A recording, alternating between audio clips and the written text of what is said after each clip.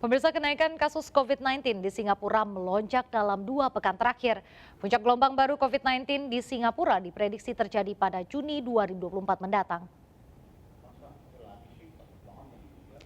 Pemerintah Singapura mencatat ada 25.900 kasus COVID-19 yang baru terjadi pada 5 hingga 11 Mei 2024. Adapun rawat inap meningkat sekitar 250. Di pekan sebelumnya, kasus COVID-19 di Singapura yakni 13.700 kasus dengan 181 pasien rawat inap. Pemerintah Singapura memprediksi puncak gelombang baru COVID-19 akan terjadi pada pertengahan hingga akhir Juni 2024 mendatang. Diketahui proporsi COVID-19 yang tersebar di Amerika Serikat berjumlah lebih dari 2/3 dari kasus keseluruhan di Singapura. Sementara masa inkubasi varian baru Flirt disebut serupa dengan Omicron, yakni 5 hari atau lebih sebelum muncul gejala.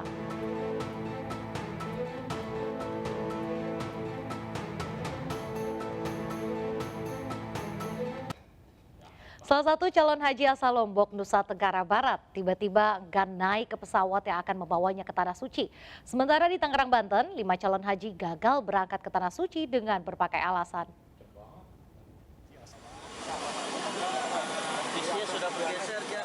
Petugas harus membujuk seorang calon haji lansia di Bandara Zainuddin Abdul Majid, Lombok, Nusa Tenggara Barat. Calon haji asal Lombok Tengah tersebut tiba-tiba enggan naik ke pesawat dengan alasan ingin bertemu keluarganya. Petugas akhirnya mempertemukannya dengan calon haji lain yang masih satu kampung halaman dan satu kloter. Jam lah, terkadang karena ini mereka baru keluar dari rumahnya yang terjauh, pergi yang terjauh dan pertama keluar negeri. Hingga macam-macam lah gangguan, ada yang sayang sama anaknya, ada yang sayang sama peliharaannya, kadang sapinya, kadang ayamnya, macam-macam lah persoalan. Kementerian Agama Tangerang Selatan, Banten mencatat 5 calon jemaah haji gagal berangkat ke Tanah Suci. 2 calon haji meninggal dunia, sedangkan 3 lainnya karena sakit. Seorang calon haji asal Kabupaten Mandailing Natal, Sumatera Utara, Abdul Rahim Dalimunte, terpaksa ditunda keberangkatannya ke Tanah Suci karena mengalami penyakit menular. Kondisi calon haji tersebut diketahui setelah dilakukan pemeriksaan kesehatan di pelayanan One Stop Service di Aula Jabar Nur, Asrama Haji Medan, Sumatera Utara. Untuk tetap bisa berangkat ke Tanah Suci, Abdul Rahim harus menjalani perawatan penyakit parunya. Dari Medan, Sumatera Utara, Ahmad Ridwan Nasution melaporkan. Pemirsa, sejumlah simpatisan menggelar aksi menyalakan lilin dan doa bersama di depan gedung Kedutaan Besar Iran sebagai bentuk duka cita atas meninggalnya Presiden Iran Ebrahim Raisi. Sejumlah simpatisan dan warga terlihat melaksanakan kegiatan doa bersama dan menyalakan lilin di depan gedung Kedutaan Besar Iran pada Senin malam. Kegiatan ini dilakukan sebagai bentuk penghormatan dan bela sungkawa atas meninggalnya Presiden Iran Ebrahim Raisi. Para simpatisan menilai Presiden Ebrahim Raisi sebagai salah satu tokoh internasional yang gencar memperjuangkan kesejahteraan masyarakat dari berbagai kalangan, bahkan bagi masyarakat di luar negara Iran. Kegiatan ini diakui sebagai bentuk dukungan moral dengan harapan nantinya negara Iran dapat menemukan sosok pemimpin dengan kualitas yang sama dengan Ebrahim Raisi.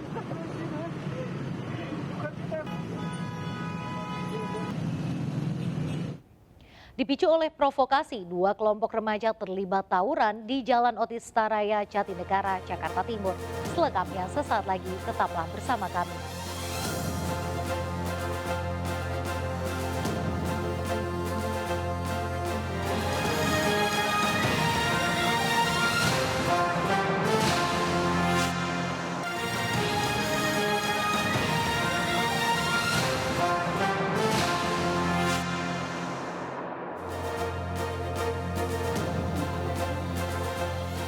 Terima kasih masih bersama kami. Pemirsa, selalu menang di tiap pilkada, Partai Perindo kembali jadi pilihan Bupati Penukal Abab Lematang Ilir Heri Amalindo untuk mendukungnya maju sebagai calon gubernur Sumatera Selatan. Partai Perindo juga dipilih sebagai kendaraan politik oleh Edi Saltana Putra yang juga akan maju sebagai calon gubernur Sumatera Selatan.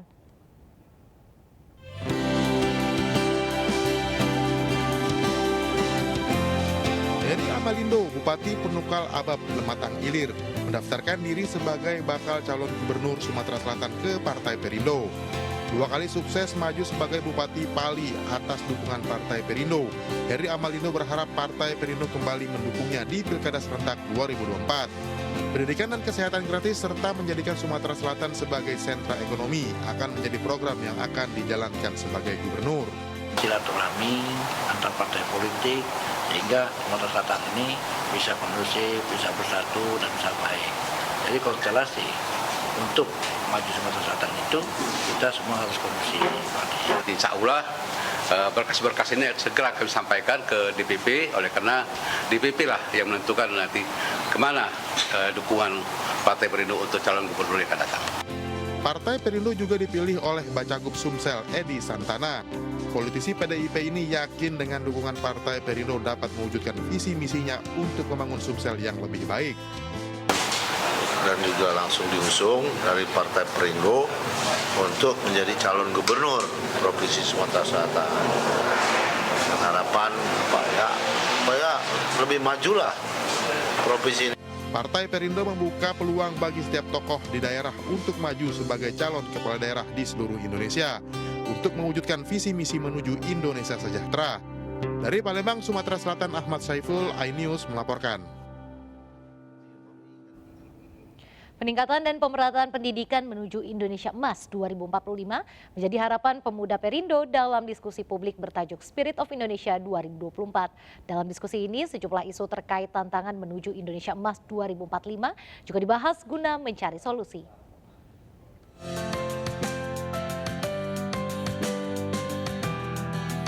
Talkshow bertajuk Spirit of Indonesia 2024 digelar di Gedung Kemenpora, Jakarta Pusat.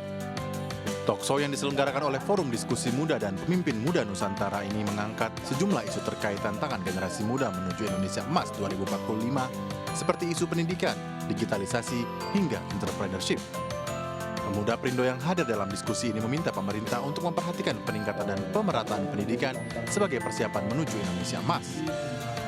Satu, pendidikan harus diperbaiki karena dari pendidikan ini anak-anak muda ini bisa menggunakan skillnya sebagai membuka lapangan pekerjaan. Untuk bisa kembali mengembangkan dirinya, kemudian melihat bisa menatap masa depannya, bahkan bisa membangun masa depannya, apalagi untuk Indonesia Emas 2045.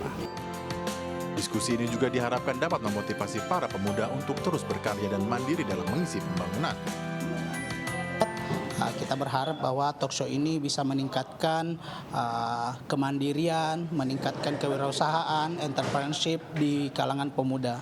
Isu yang berkaitan menuju Indonesia Emas nanti 2045. Salah satunya tentang bagaimana cara pemuda untuk ikut serta dalam program pemerintah, yaitu kayak yang dibahas saat ini ada kayak hilirisasi, terus juga berkaitan dengan teknologi. Bonus demografi yang akan didapat Indonesia akan menjadi peluang untuk maju menuju Indonesia Emas 2045. Dari Jakarta, Amrina Rida, Muhammad Zulkarnain, iNews melaporkan. Motor listrik Polytron Fox R berhasil meraih rekor muri motor listrik pertama yang berhasil menempuh jarak terjauh Jakarta-Bali dengan jarak 1.333 km. Motor listrik Fox R juga meraih sertifikasi IP67 yang menjamin melaju dalam segala kondisi cuaca.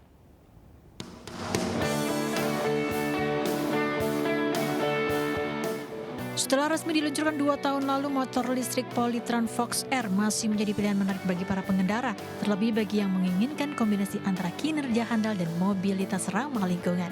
Fox R merupakan motor listrik besutan Polytron sebagai brand asli Indonesia yang memiliki fitur canggih, inovatif, dan kemampuan mobilitas tinggi. Polytron menunjukkan komitmen seriusnya dalam mendukung perjalanan jarak jauh dengan membangun infrastruktur fast charging station yang nantinya akan mudah diakses secara cuma-cuma khusus pengguna motor listrik Polytron. Motor listrik Fox R juga sudah meraih sertifikasi IP67 yang menjamin bahwa motor Fox R dapat tetap melaju dalam kondisi cuaca panas, berdebu bahkan saat hujan dan banyak genangan.